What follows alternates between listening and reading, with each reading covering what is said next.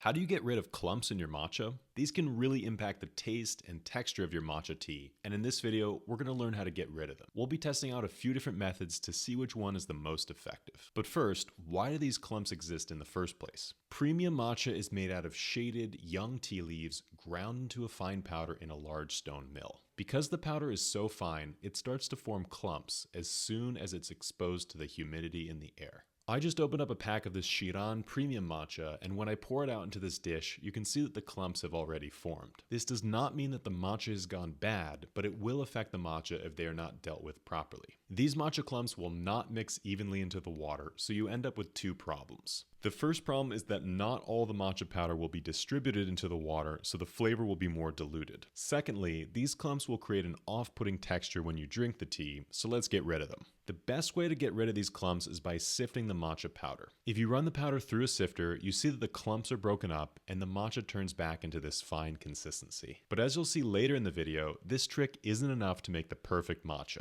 I wanted to test out 3 different methods of matcha preparation to see which one produces the least clumps and the best overall matcha. I'll have 1 bowl with 1 teaspoon of unsifted matcha, 2 bowls of sifted matcha, and for the 3rd bowl, I'll try an additional technique that's my secret weapon for making great matcha every time. But before we get to that, if you're enjoying this video so far, it would really mean a lot to us if you could like the video and subscribe to our channel to learn more about Japanese green tea every week. Now let's get to that experiment. So after preparing the 3 bowls of matcha, it's time to add the water, starting out with the unsifted matcha. I'll be using 70 degrees Celsius or 160 degrees Fahrenheit, which is the perfect temperature for matcha tea. I try to measure out 100 milliliters or a little less than half a cup of water. As you can see, there are already clumps floating around in this matcha, but I'll be able to get rid of at least some of them with the bamboo whisk. I'll whisk each of these matchas for 15 seconds to keep the experiment fair.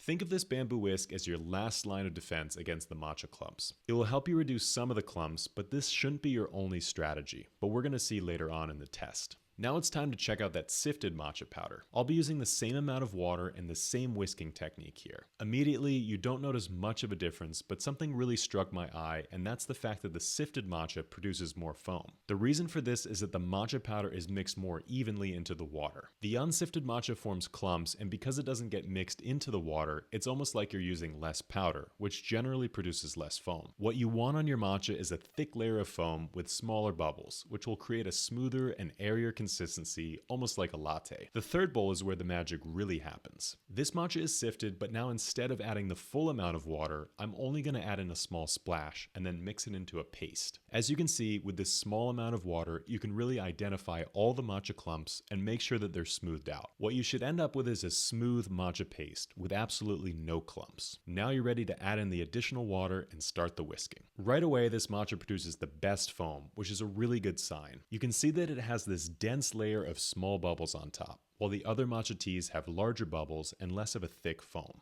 But what we're testing today is how many clumps are remaining in the matcha. For this, I'll position the sifter on top of the glass and pour the bowl of matcha through. Once the foam settles, we'll see how many matcha clumps are left over. The unsifted matcha has quite a few clumps that end up in the sifter. If you were to drink the matcha directly from the bowl, you'd have to chew through these clumps and it wouldn't be as much fun to drink. This just goes to show you how important it is to sift. But the next matcha is sifted, so let's see if there's a difference. After pouring it through the sifter and letting the foam settle, I was surprised to see no clumps in the sifter. I later realized that the reason there were no clumps in the sifter is because they all stayed in the bowl. Even though I took the time to sift this matcha powder into the bowl, you would still get some clumps in your matcha if you drank it directly. Finally, it's time to try the last bowl. I poured the matcha tea through the sifter and checked to make sure that there were no clumps. After the foam settled, I didn't notice any, but the moment of truth was checking the bowl itself. After carefully examining the bowl in the light, I really couldn't find any clumps at all, which means that the paste method is the only surefire way here to keep the clumps out of your matcha. But what did each of the matchas taste like? When it's made right, this premium matcha Shiran has a smooth, well-rounded flavor profile and a slight nuttiness to it. This is exactly what you want in a matcha.